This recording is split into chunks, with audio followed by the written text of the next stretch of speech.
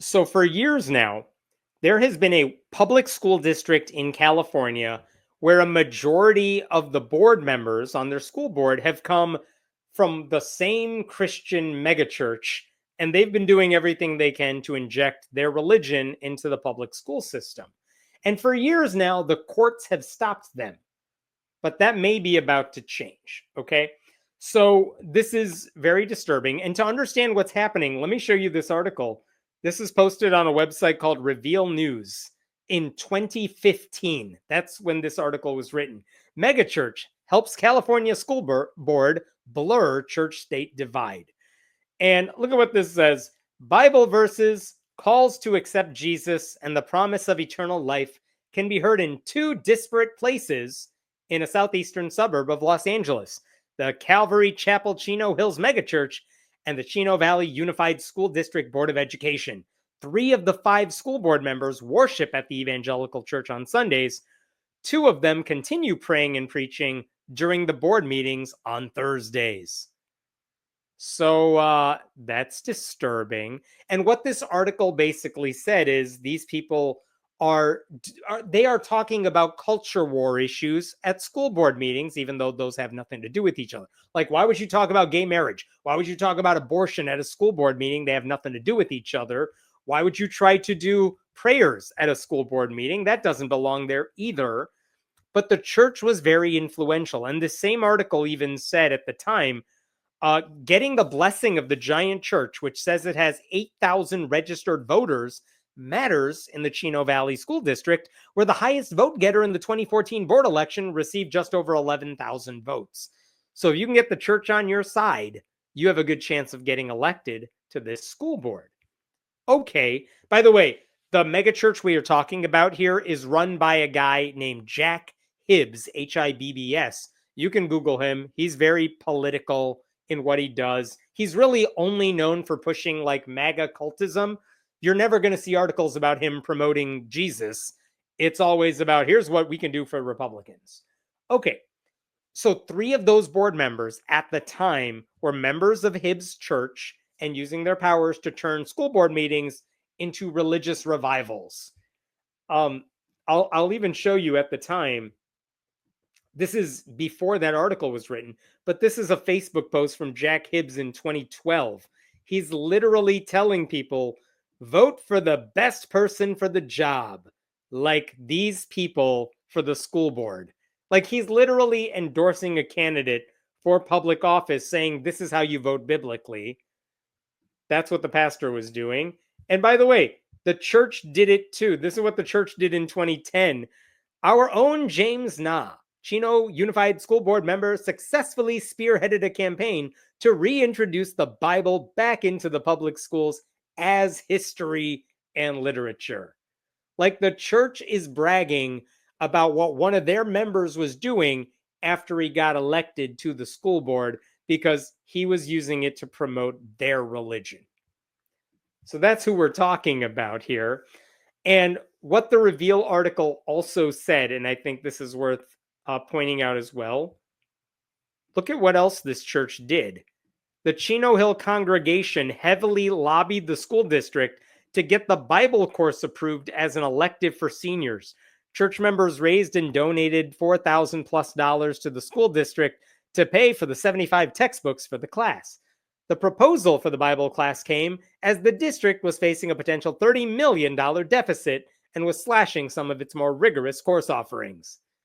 So they're getting rid of their actual classes and adding a Bible elective class. Okay, so my point is, while the church endorsed candidates did not win every election, they always won enough of them to make a difference. And the church-backed majority, this school board, I want to repeat, this public school board, they passed a resolution opposing same-sex marriage in 2008. They spearheaded the Bible class as an elective several years ago. They also opposed a state law intended to protect trans public school students. So the point is, the megachurch's involvement in this particular school district has always been a problem for like well over a decade. And the school board has always tried to turn itself into church services. And because of this, because they were literally praying at board meetings, the Freedom from Religion Foundation sued them in 2014, well before the media was really paying attention to what was going on here. FFRF said in their lawsuit that the Chino Valley School Board, the board meetings resembled a church service more than a school board meeting. And guess what? In 2016, a district court said FFRF is right. And they said that the board's prayer resolution and constant proselytizing at meetings, it constitutes unconstitutional government endorsements of religion in violation of the plaintiff's First Amendment rights. That's what the court said. And because of this, the board had to pay legal fees to FFRF of over $200,000. That's good news, right? But it did not stop there, because guess what that school board decided to do? The school board, made up of these evangelical church members, they said, wait a minute, that's just what the court said. Let's appeal this decision and see if a different court says something different. And in 2018, an appellate court weighed in, and guess what they said? They said, what the hell are you people doing? You can't shove Christianity into public school board meetings. So they lost again. That's good news, right? No, because they said they decided to vote to appeal that decision. They said, well, those were just 3 random judges assigned to our case. Let's ask the entire Ninth Circuit Appellate Court to override what 3 of their judges said. And in late 2018, the entire Ninth Circuit said, we are not looking at this case again. This is not a controversial case. Like, we'll stick with the earlier decision. So there was only one option left. Do you want to appeal to the US Supreme Court? But the problem is, by the time 2018 rolled around and they had to vote on whether they wanted to appeal this anymore, the school board now had different members. And guess what? One of those church members did not run again, and she was replaced by someone else. And the new board of Chino Valley School District, they voted 3-2 to not appeal to the US Supreme Court. So the case was over. They were finally admitting defeat. They agreed to take the loss. They agreed to pay the legal fees and just be done with this. And by that time, the legal fees were about $282,000. So that's the good news. But it didn't last very long. So all that happened in 2018. By 2022, guess what? Conservatives regained control of that board after this woman over here, I'm going to show you. This is an article from the Daily Beast in 2023. But basically, let me see if I could pull this up here in just a moment. This woman, her name is Sonia Shaw. She is a member of that same megachurch. She got elected to the board. And basically, by the time she got elected, she won her race, get this, by a total of 317 votes, because it's a school board election and not a lot of people cared. But when she got elected, it gave the megachurch control of the school board again. And by the way, after Sonia Shaw joined the board, she became the board's president. And the reason the Daily Beast was writing about her is because she was even crazier than all those other people. They cozied up to right-wing extremist groups like Gays Against Groomers. She passed a resolution supporting a bill that would out trans kids to their parents if they identified as a gender that wasn't declared on their birth certificates. One high school counselor proposed building a private office in a wellness center so students could take mental health breaks. And she said, we can't do that because you're going to turn it into a Planned Parenthood clinic inside the high school. And because she started making a big deal out of this, a big group that was fundraising for that project decided to back off, and there was harassment against the school staffers. So that's what happens when this Christian megachurch takes over the school board. So where are we at today? Today, the names may be different, but Sonia Shaw is still on the school board. The other names are different, but like the Chino Valley Unified School Board, which has 5 members, it is currently 100% made up of right-wing zealots. They don't all belong to the megachurch, but it doesn't matter because they're all insane. But the one thing they have not done, because the court said they could not do it, is bring prayer back into their meetings, because the court's already said that's illegal and they lost that case, right? So guess what happened this past February? Look at this article from March in a local newspaper. Chino Valley School Board revives prayer lawsuit. Look at this. The board voted in closed session at its February 20th meeting to authorize a right-wing group called Advocates for Faith and Freedom to challenge the prayer lawsuit on behalf of the district. The vote was 4-0, with board member James Na absent. James Na is a member of the megachurch. He wasn't there. He would have voted for it too, but it was a 4-0 vote. They voted to revive this old lawsuit. Now, can you even do that? According to their lawyers, remember the Supreme Court voted in 2022 in that Kennedy case, the one about the showboating, selfish football coach who wanted to pray at midfield? That decision by the U.S. Supreme Court killed off what's called the Lemon Test, which is the test that basically lets judges decide if something violates church-state separation rules. The Supreme Court said the Lemon Test is dead, so we can't use that anymore. And these conservative lawyers for the school board say, well, then church-state separation is also dead, which is not true. But they say, therefore, school board meetings can have Christian prayers because that's just tradition in America. None of that makes any sense, but that is the argument they're going with. And last week, they filed an official lawsuit with the U.S. District Court for the Central District of California. You could see the date they filed this, July 31st, 2025. And they are basically saying, we want you to bring back this lawsuit. We want this district court to revive this old case because the Supreme Court's recent decisions would help our side, even though we lost in the past. And this is what they are saying in the actual lawsuit. Check this out right here. The law on which the injunction was based has since been overturned by the Supreme Court in the Kennedy decision.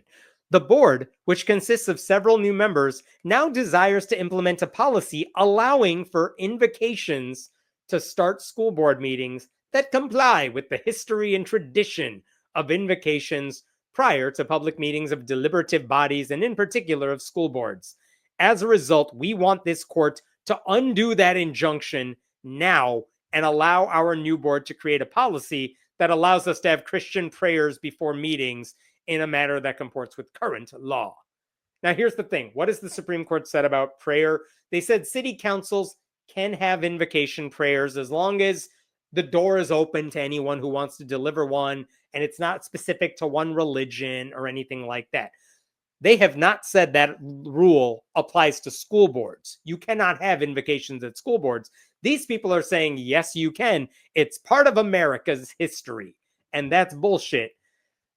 Can you imagine what will happen if this attempt to revive a lawsuit that they lost years ago, if they are successful, school boards around the country will institute Christian prayers at their school board meetings. So many public school districts will start to do that. And that will happen at school board meetings where children may be obligated to attend. And Chino Valley's board, all they want to do is expose kids to their preferred religion, and they don't give a shit about anyone who's not a Christian or their particular brand of Republican Christian. Now, the Freedom from Religion Foundation saw this, and they said, oh, we're still doing this again? They said they are planning to fight this. The board's latest move is a troubling effort to defy long-standing constitutional protections and reintroduce religious coercion into public meetings.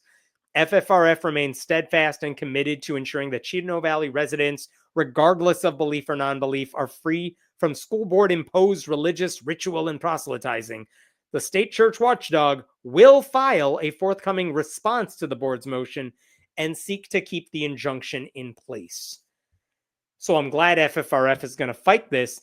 I would hope the judges are like, no, we're not doing this again. We already wasted our time with this lawsuit years ago. You lost. You don't just get to come back and complain. Also, the law you are citing doesn't apply to you. There is no tradition of Christian prayers at public school board meetings. We did not have public school boards at the beginning, at the founding of this country, much less when public education was introduced, we made it a Christian only thing. So all of this is BS, but this is what they are pushing for. The judges should not change what they're doing, because even if the lemon test is dead, church-state separation, for now, is very much alive. There's no tradition that has Christian invocations at board meetings. But none of this is surprising. This is what happens when you elect Christian zealots to secular positions of power. They don't care about kids. They're not doing any of this for the kids. They're doing it because their right-wing Republican pastor wants them to do it, and their church community wants them to do it. And this is bad news for people who don't believe that one conservative evangelical megachurch should guide school board policies. Unfortunately, when you have school board members who are guided by religious zealotry, this is what they're going to waste their time doing. So I will leave it at that. What questions we got here? Otherwise, I think I'm done for the day. Imagine having a health clinic attached to your school that included OBGYN and mental health services. I know that would be wild. That's not what they were going to do. They just wanted to help kids with mental health things. And these people were like, no, you're going to do all the abortions in there. Because they just make things up. Because they're conservative Christians. And they don't think Jesus cares if they lie. This is why we can't have nice things. I really feel like there should be a civil lawsuit against the board members for wasting district funds on the ground that the board is acting on ideological grounds and in an illegal manner. And again, this goes back to like, if a judge does something you don't like, you don't get to be mad at them because they did something you don't like. But in the case of the school board members, the community needs to decide if this is what they want their board to be doing and vote them out. And there needs to be an organized response to override the church's power and influence here. If enough people who are not part of this megachurch would care about school board elections, they could vote all of these people out of office eventually. But it's really hard to get people to care about local elections for anything. So there's not going to be a lawsuit against board members for just being bad board members, because there is a system in place to get rid of them. But if enough people don't give a shit about it, it's not going to change. There is a statute of limitations on appeals, and ex post facto appeals are not a thing. I will tell you, I don't know what the system is for that. I would assume if they're filing this, it's because they think there's a chance they could get somewhere with it. So I don't know what the statute of limitations is on it, or what. My fear is that if they don't get their way with this lawsuit, they're just going to start praying anyway. And they're going to force a church-state separation group to waste their resources to try to put a stop to it, even though the courts have already said they can't do this.